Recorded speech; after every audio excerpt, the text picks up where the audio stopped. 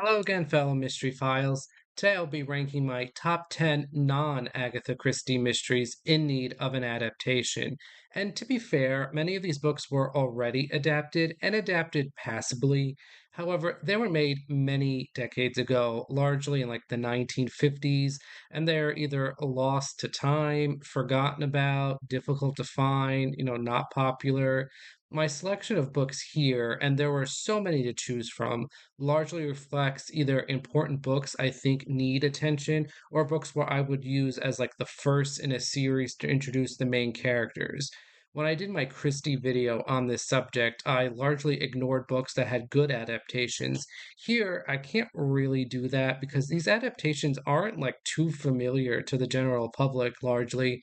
And for the reasons I said, and I think the detectives have been out of the spotlight for long enough that they kind of need like a full reboot sort of introductory. I will not be spoiling anything in this video, so feel free to relax in that regard. And before I begin, make sure you like this video and subscribe to the channel to keep up to date. And make sure you vote in my polls where you can select the next author's work I will rank. All the options were suggested from listeners. SS Van Dyne is leading as of this recording, which is a bit of a surprise to me, but voting is still open and will be open for quite some time until I actually have to like make a choice. I have no personal preference here. If you have an author not on the list, make sure to leave it in the comments, either in this video or in any video or on the poll, so they can be included in the future. I'll start with some honorable mentions, which are plentiful, and I'm not even including every book I considered here or even every like author I considered, as this part of the video would just go on forever. And let's start with the other queens of crime. For Nio Marsh, I considered a few: Enter a Murderer, Death in the Dancing Footman, Color Scheme, Off with His Head, and Light Thickens. However, none of them are really like the ideal place to start with Alan, with Light Thickens being the final book. I think that would make great films or episodes, like Enter a Murderer, probably the closest to making the list, but it has like a really eerie similarity to like the Alec Baldwin Rust incident, so I just left that out. I would love to see like Dorothy Sayers have his carcass adapted again, but it didn't make the cut. There are quite a few Albert Campion novels I considered: Look to the Lady, Police at the Funeral, Coroner's Pigeon, More Work for the Undertaker, The Tiger in Smoke, and Cargo of Eagles. But two of Allingson's works did make the list, so I didn't like go overboard with her. A number of classic mystery novels I considered, including The Maltese Falcon and The Thin Man. Both of those novels have very iconic classic film noir, and while I think a modern production would be interesting, I think the original films are so classic and so iconic, they best not be fiddled with. Josephine Tey's The Daughter of Time was in consideration. It's never been adapted for film or TV, as far as I know, but I think the story is one a little difficult to adapt, so I left it off. A lot of Anthony Barclay novels were in consideration, mainly because Barclay infamously refused to let any of his works be adapted after the debacle over the film Suspicion. I don't know what his estate thinks about adaptations now, but these are gradually entering the public domain, so maybe someone will get around to making one soon. Second Shot, Panic Party, The Piccadilly Murder, and Sicily Disappears were all in consideration. Ellery Queen also had a few. The Spanish Cape Mystery and The King is Dead were the two like closest to making the list. And finally, I think it's worth noting that certain detectives in general could use a reboot. It's been a long time since we've had like new adaptations of Roderick Allen, Lord Peter Wimsey, Albert Campion, to name a few. I would have added Ellery Queen to that list, but there is apparently going to be a new series featuring Ellery Queen as a woman, which, I mean, why are they doing this? Sounds like a complete total cash grab. I really despise when adaptations completely twist the original text and characters around to the point where they're just really using the name as advertising, but paying like no real tribute to the original. The final works I want to mention here are Harlan Coben's, particularly his Myron Bolitar series, which is a rare present day book series I enjoy. Harlan Coben has a lot of works adapted already on Netflix, and they're apparently going to be an adaptation of Myron Bolitar, so I just didn't put him on the list. And now, finally, the main list. At number 10 is a book by an author I have not talked about yet on this channel. and it is a classic novel that's been actually been adapted many times, and that is The Circular Staircase by Mary Roberts Reinhardt, her first mystery novel. And this book goes all the way back to 1908, and it does feel very old-fashioned. I would think an adaptation would have to move this up a little bit in time, maybe to like the golden era or even later. It does have two screen adaptations, a 1915 silent film that is lost. I've never seen it, and there are no existing copies, so it is gone forever.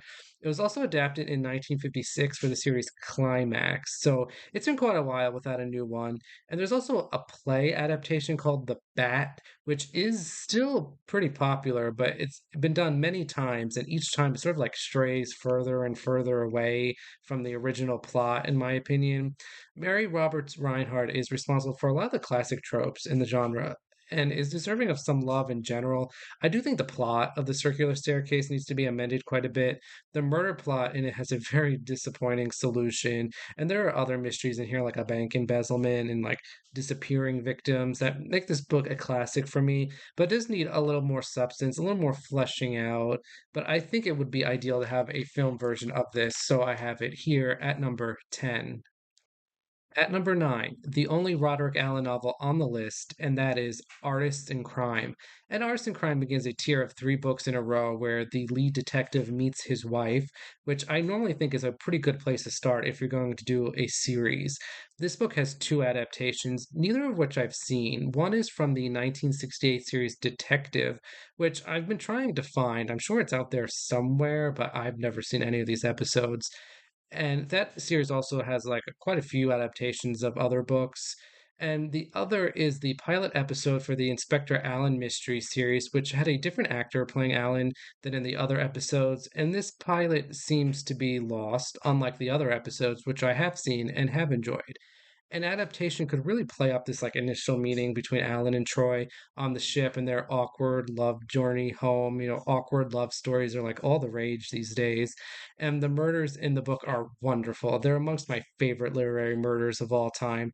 I think the plot is easily adaptable. The Inspector Allen series started with this episode, which is a good launching point. For a series, you want like all of the reoccurring characters from the beginning, and this is the first novel to have all of Alan's crew, Troy, Bathgate, etc. Love stories or gruesome murders are very popular. The reason why I have this one below the other two similar novels is because this book, I think, needs to be tempered down a bit.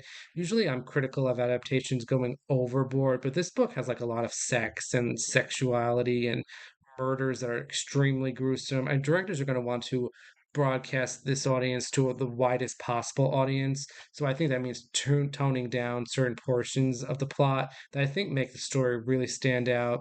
I always thought of Sonia, the victim in this book, or at least the first victim, as a nude model. I mean, presumably she isn't in the other adaptations, but that would likely have to change. And we wouldn't get like the gruesome second murder with the acid, and even the first murder would be less violent. And we always get like these really like descriptive graphics of like what a stabbing sounds like, and it's really unsettling. It really makes the book, but I think in a visual adaptation they'll have to go. So I think there's some minor qualms here, but Arts and Crime would be the perfect starting point for an Allen relaunch. So I have it here at number 9. At number 8, I have another novel I haven't talked about yet, and but I will soon, and that is Sweet Danger by Marjorie Allingham. And this is the novel where Albert Campion meets his future wife, Amanda Fitton. And Sweet Danger was adapted in 1990 for the Campion series, and I did think the episode was very good. I enjoyed that series, but in a hypothetical relaunch of Albert Campion, I think Sweet Danger is where it should begin. Now, Campion doesn't marry Amanda for quite a while, but think of a TV series like, David Suchet's Poirot. You want to introduce all of the recurring characters immediately. And this book does have, the rest like Lug, Amanda, Amanda's family. There's like Guffy, Randall. Oates is missing, but he could, just easily be inserted. I think this is a perfect novel to introduce Campion. It's a little weird, a little adventurous, a little humorous. It's everything you expect from Albert Campion. This book is mostly a thriller, however, and while I think a Campion series could get away with it, Probably will want a traditional murder mystery plot here. Probably, it's easily doable. I mean, it's easily insertable into the story because I think like audiences would expect that, and I think they might be disappointed if they don't get it. I personally don't think it's necessary here, but I mean, I wouldn't be opposed if it was done right, and it can be done right. Albert Campion is in need of a reboot, and Sweet Danger is the perfect choice for a premiere, so I have it here at number 8.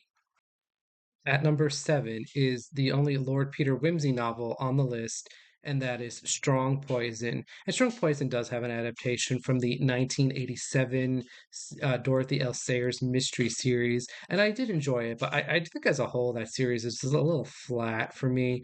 And again, if you're going to relaunch Lord Peter, this is the novel to do it. This is probably the most iconic of all of Sayers' novels, and the innocent person about to be executed storyline is very popular. And when you throw in like a love story, although, how much of this is really a love story, is questionable, but, you have a hit. And the mystery here is one that I have problems with logistically. I'm not sure an adaptation is really like that interested in correcting it, but I'm not sure it matters too much. As I've said in the past, I love Miss Clemson's seance scene from this book, and a film or a TV series really could make a lot of it. I don't have a lot to say about Strong Poison that I didn't already say about like Sweet Danger and Artist in Crime, but I put this one above those because I think it's just the most appealing potential for a wider audience. So I have it here at number 7. At number 6, another novel from an author I haven't talked about yet, and that is The Moving Toy Shop, featuring Edmund Crispin sleuth Gervais Fenn. And this is a classic and influential work of detective fiction, and it really needs more honor in the world.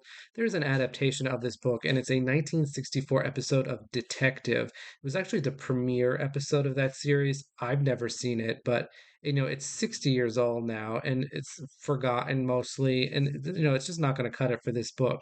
Now, this is the third Gervais Fenn, but to me, the order doesn't really matter. This book is too important and too good to let it fall by the wayside. I'm actually surprised this hasn't been done more often because it is commonly cited as an influence for many mystery writers, both, literary and film and TV. But I do think there's an issue of the moving toy shop, and Edmund Crispin and Traverse Finn like aren't the best known names out there. They're not the biggest, like Agatha Christie or even like Lord Peter Wimsey. But I don't think that should be a deterrent from anyone from making this film. So I have the moving toy shop here at number 6. At number 5, I have the second and the highest rated Albert Campion novel on this list, and that is another thriller one, Trader's Purse.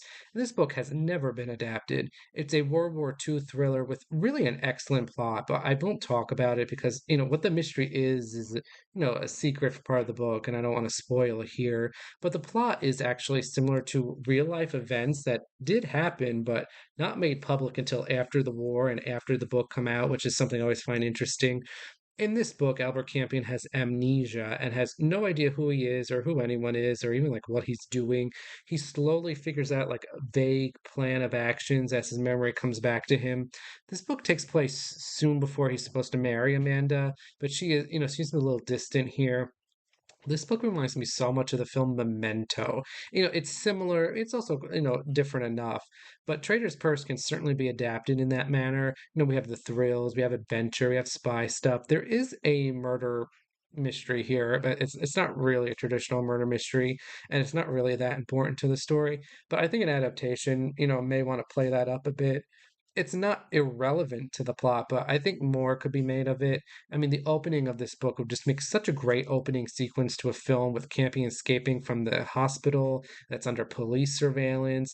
I think this is a must adapt for anyone doing Albert Campion, so I have it here at number 5. At number 4, and three of these top four are Anthony Barclay novels, and this is one of them, and it's Trial and Error. But I put this one below the other two Barclays that made the list because this one I think has more issues to iron out, and I have more concerns about how this would be depicted. It actually was adapted, which is rare for Barkley, as the miniseries called Leave It to Todd Hunter in 1958. I've never seen it, and I think it's another one that seems pretty lost to time. I mean, this book is very long, so a film would have to like chop off a lot of things, or it would have to be like multiple episodes of a miniseries. My main concern here is that this book has a lot of subtle nuances, especially in the characters, and these nuances typically get cut in adaptations, but here I think those are what make this book. Now, the plot can stand on its own, but it is greatly enhanced by these nuanced characters. I mean, the main character of Mr. Todd Hunter is dying, and he wants to commit a murder, and there are a lot of page time given to like his inner thoughts and the way he goes about selecting the victim. And Mr. Todd Hunter is, not a black and white type character, and I do feel the characters in an adaptation of this would be simplified, but this book is still in need and worthy of an adaptation, so I have it here at number 4. At number 3 is the highest ranked non Barkley novel, and it's an Ellery Queen book, The Cat of Many Tales. And this does actually have two adaptations. One is a 1971 TV film called Ellery Queen Don't Look Behind You, which took out a lot of what I think makes this book so special. And the other is a 1958 episode of The Further Adventures of Ellery Queen, which was fine. It wasn't good enough for me to say, like, oh, this doesn't need another adaptation. And The Cat of Many Tales is a serial killer novel, although it's called a multiple murderer novel, since this is actually pre the use of the term serial killer, in which victims are found strangled with a blue string for men and a pink string for women. And there seems to be like no connection between these victims. And this is exactly the kind of story that people love nowadays. I mean, like serial killing documentaries and films are always super popular now. And what I love about the book, though, is the effect the killings have on New York City. There's a riot. There's a great scene where a stampede breaks out at City Hall because the killer hasn't been caught. And there's a brutal heat wave going on that just exacerbates all of these tensions and all of these fears and all of this anger. And I think those are items that really need to be played up to create a fantastic film adaptation of this novel. So I have The Cat of Many Tales here at number 3. At number 2, another Barkley novel that certainly needs substantive changes to be adapted, but I have faith that an adaptation would actually make those changes, and that is Jumping Jenny, which has never been adapted. And it is a Roger Sheringham, but I don't think, like, unlike other detectives, Sheringham needs an introductory piece. This is sort of an inverted mystery in which one Ina Stratton is hanged, and everyone at this party hates her so much they put up this story about her committing suicide, even though Sheringham thinks she was murdered. And she's such a terrible person that Roger thinks she, got what she deserved and tries to cover it up. And the book reminds me of the scene in the film Clue where they try to hide the dead bodies from the police officer who shows up. Only the guests here don't try to hide the body. Now, I think Mrs. Stratton's character needs to be changed into someone actually unlikable for this film to work. And as I point out in my ranking here, there's a lot of misogyny thrown her way. But I think a filmmaker would make that change. And I also think this plot of Roger and his friends fumbling about trying to cover the murder would just be a fantastically humorous plot. It's full of irony, suspense, drama, romance, mystery. It doesn't even need like the twist ending the book has, but I don't mind if that was dispensed with. So I have Jumping Jenny here at number 2. And in the top spot, the non-Christie mystery novel most in need of an adaptation, to be fair, isn't really that much of a mystery novel, but I want it anyway. And at number 1, I have Mr. Priestley's Problem by Anthony Barclay Cox. It's mystery adjacent, in which Mr. Priestley is set up by some acquaintances into believing he committed a murder, and just the absolute chaos ensues. I mean, so many characters are drawn into this fake murder plot and pretend to go along with it until like actual police get involved. And, even then the plot continues and everyone is just constantly coming up with more elaborate lies until the whole thing just like snowballs into absolute bedlam. I mean, this book has never been adapted and it needs to be. This book is so funny and so dramatic and just so absurd at times that I can't imagine it would be anything other than a smashing success. Now, I am a little worried the comedic aspects here might be turned up to the point of it being hammy. This book is actually very restrained. It's a natural humor developed out of the situation and the plot rather than like forcing a bunch of jokes into it. If done properly and faithfully, Mr. Priestley's Problem would be one of the best adaptations of a mystery ish novel. So I have it here at number 1. And that is it for this video. Let me know in the comments which non-Christie books you would like to see adapted in the future.